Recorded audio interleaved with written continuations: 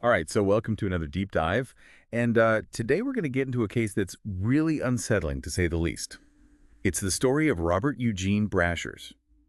Now, you might not recognize the name right off the bat, but stick with us because this is one of those stories that just gets into your skin and stays there. Yeah, you know what's so fascinating and honestly terrifying about this case is how Brashers managed to live what seemed like a completely normal life while committing these absolutely horrific acts. It's that kind of duality that really makes you think. Right. It's like, how can someone be living a double life like that? But before we get ahead of ourselves, let's lay out what we've got. We've got Brasher's Wikipedia entry, which gives us the basic timeline of his life and the crimes he committed.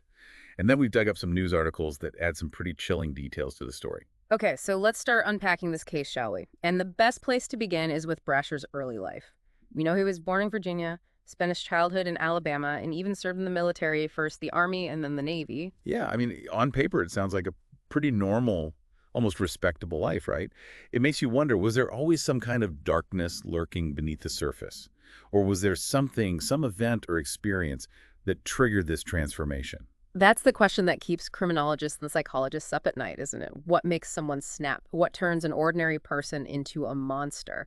I mean, one of the first real glimpses we get into Brasher's darker side is this attack on a woman named Michelle Wilkerson back in 1985. Yeah, this incident is crucial for understanding who Brashers was and what he was capable of.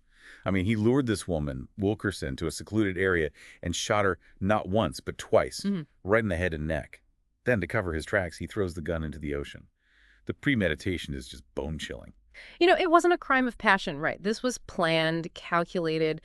It shows a level of, well, cold-bloodedness. It's just terrifying to think about, but you have to admire Wilkerson's strength. Not only did she survive this horrific attack, but she was also able to testify against Brashers, leading to his conviction. It's hard to even fathom what she went through, and to have the courage to face him in court. It's incredible. And it's pretty unbelievable that he was paroled just a few years later in 1989. Right. Yeah, it was a different time back then. The understanding of criminal psychology and the risks associated with people like Brashers, well, it wasn't as sophisticated as it is today. And it's a sad reality that things escalated very quickly after his release. Just a year later, in 1990, we have the murder of Jenny Zatricki in Greenville. This one is particularly gruesome. The details are, well, they're really hard to stomach. Zitricki was not only bludgeoned, but she was also raped and strangled. And as if that wasn't horrific enough, the killer left this chilling message on her bathroom mirror. It said, "Don't fuck with my family." Ugh, sends shivers down your spine, doesn't it? Mm. And to think about the agony her loved ones must have gone through, having to live with this unsolved case for almost 30 years, it's just heartbreaking. It really speaks to the enduring trauma that these kinds of crimes inflict, not just on the victims themselves, but on everyone they leave behind. The families, the friends, the entire community, they're all forever scarred. So after Greenville, Brashers kind of drops off the radar. He starts using different aliases, moving from state to state. It's like he vanishes into thin air. Then boom, he pops up again in 1992 in Georgia. This time he's arrested for grand theft auto and, get this, impersonating a police officer. It's almost like he was pushing the boundaries, becoming more and more brazen with each crime. It's a pattern of escalation, right? It's not just about stealing a car anymore. It's about assuming a position of authority, exerting control. It's like he's getting a thrill out of taking risks and seeing how far he can push things. Yeah, it's disturbing to think about. Mhm. And like you said, it doesn't stop there. I mean, stealing a car and impersonating an officer is bad enough, but then in 1998, he's arrested again, this time for trying to break into a woman's home in Arkansas. I mean, at this point, what do you think was going through his mind? Hard to say for sure, but it seems like he was becoming increasingly reckless, almost as if he felt invincible, like he was untouchable. And tragically, that audacity, it would ultimately lead to one of the most horrifying chapters in Brasher's story, the Portageville murders. Mm.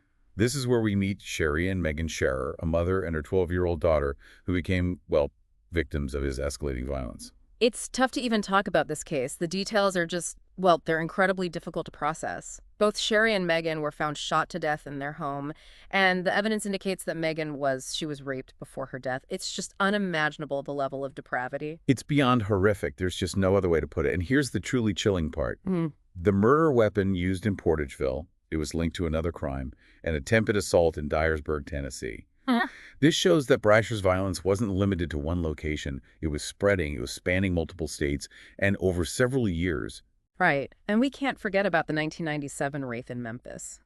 The fact that these cases are spread out geographically and over such a long period of time, it really suggests that there could be more victims out there, more families who are still living with the pain and the unanswered questions. It's a truly terrifying thought, and it gives me chills just thinking about it.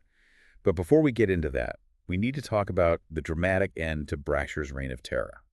It all came to a head in 1999 during a standoff with the police. He took his own family hostage, and in a final act of desperation or defiance, I don't know, he took his own life to avoid being captured. And in doing so, he took his secrets with him, leaving behind a trail of devastation and a lot of unanswered questions. Yet, for nearly 2 decades, the families of his victims had to live without knowing who was responsible for their unimaginable loss. They were left in this agonizing limbo, just waiting for answers.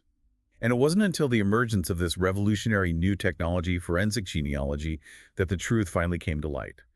But before we dive into that, let's take a moment to reflect on what we've uncovered so far. We've seen how a seemingly normal life can mask a dark and sinister nature. We've witnessed the devastating impact of Brasher's actions and the pain he inflicted on innocent lives. And we've seen how traditional investigative methods sometimes fall short, leaving families in the dark for years. It's a sobering reminder of the complexities of human nature and the limitations of our justice system. But thankfully, there's hope on the horizon. The development of forensic genealogy offers a powerful new tool in the fight for justice, one that can reach back through time and uncover the truth no matter how deeply buried it may seem. I mean, it's just crazy to think that for almost 20 years, his real identity was a complete mystery. Hmm.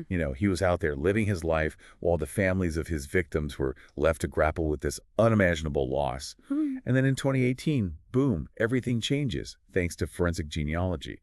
It's like something out of a TV show, right? Yeah, it's pretty wild, right? So picture this. It's 2018, and Cece Moore, she's this like rock star genetic genealogist from Parabon Nanolabs. She enters the scene, and she's not your typical detective. She's using cutting-edge tech to crack these cold cases wide open. It's mind-blowing, isn't it?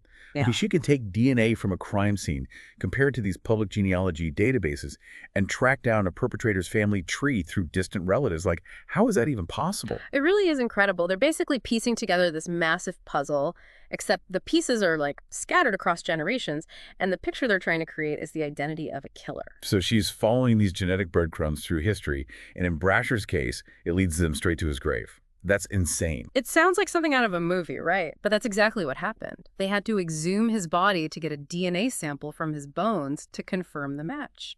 Talk about a plot twist. Yep. And just like that, bam, they confirm it's Brasher's. After all these years, they finally unmask the monster behind these horrific crimes.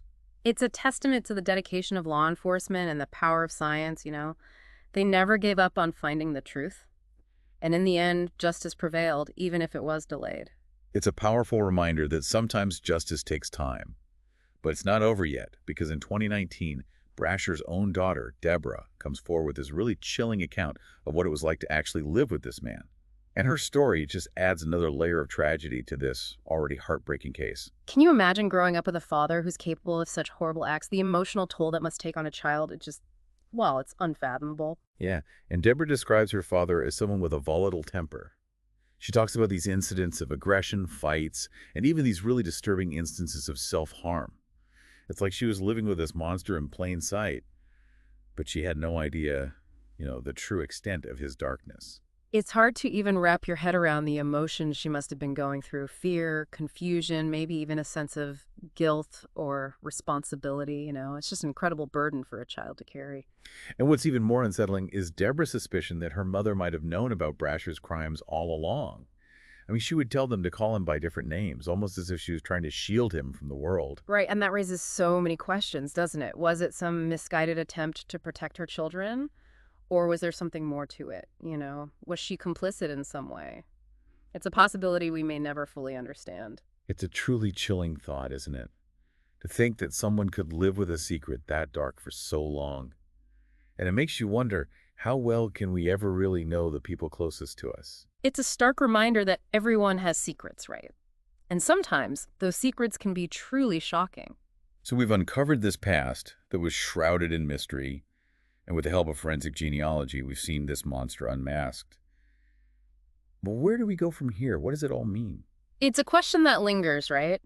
Brasher's case really forces us to confront this uncomfortable reality that evil can wear many faces, that these monsters can hide in plain sight. And it makes you wonder, how many other Robert Brashers are out there living seemingly normal lives while concealing their true nature? It's a disturbing thought, Hmm. and it leaves us with a lot to ponder. Yeah. Yeah, it's a really unsettling thought, to think that someone could be living this double life, committing these horrific acts while maintaining this facade of normalcy. It makes you question, how many others are out there just like him? How many more Robert Brashers are hiding in plain sight? It's a chilling reminder that we can never truly know what lurks beneath the surface, right? I mean, Brasher's case really challenges our perceptions of good and evil, blurring the lines and forcing us to confront the darkness that can reside within seemingly ordinary people. It's heavy stuff, for sure. And it makes you wonder, what can we do? How do we protect ourselves and our loved ones from individuals like this? I mean, is there any way to spot them before it's too late? That's the million-dollar question, isn't it? And unfortunately, there's no easy answer, no foolproof method for identifying these individuals before they strike. They often blend seamlessly into society, hiding their true nature behind a mask of normalcy. So are we just supposed to live in fear, constantly suspicious of everyone around us? I mean, that doesn't seem like a healthy way to live either. No, I don't think living in a constant state of fear is the answer. But Brasher's case does highlight the importance of vigilance and trusting our instincts. If something feels off, if someone's behavior raises red flags, we shouldn't ignore those feelings. So you're saying it's important to speak up, to report any suspicious activity to the authorities. Absolutely. Early intervention is key. The sooner these individuals are identified and stopped, the more lives can be saved. Brasher's case is a stark reminder of the devastating consequences that can occur when these warning signs are ignored or dismissed. And that's where forensic genealogy comes in, right? It's like this beacon of hope, this powerful tool that can help us shine a light on the darkest corners of society and bring justice to those who have been wronged. Exactly. Think about it. A simple DNA sample has the power to unlock secrets that have been buried for years, even decades. It can provide closure to families who have suffered unimaginable loss and hold perpetrators accountable for their actions, no matter how much time has passed. It's truly remarkable, the power of science and technology to uncover the truth, right? It's a testament to human ingenuity and the unwavering pursuit of justice. For sure. So, we've journeyed through the unsettling life and crimes of Robert Eugene Brashers, a man who was able to hide his true nature for far too long. But thanks to advancements in forensic genealogy, his reign of terror was finally brought to an end, and at least some measure of justice was served. And as we wrap up this deep dive, I think we're left with more than just the chilling details of Brasher's crimes. We're left with this profound understanding of the complexities of human nature, the duality of good and evil that exists within us all. We've explored the devastating impact of his actions, the ripple effect of pain and suffering that extended far beyond his victims, and we've witnessed the incredible power of science and technology to uncover the truth, no matter how deeply hidden it may be. But perhaps most importantly, we're left with a sense of hope, a sense that even in the face of unimaginable darkness, justice can and will prevail. We've covered a lot of ground in this deep dive, exploring a difficult and complex topic. Hopefully, it's given you some things to think about, maybe even sparked some important conversations. What are your takeaways from this case?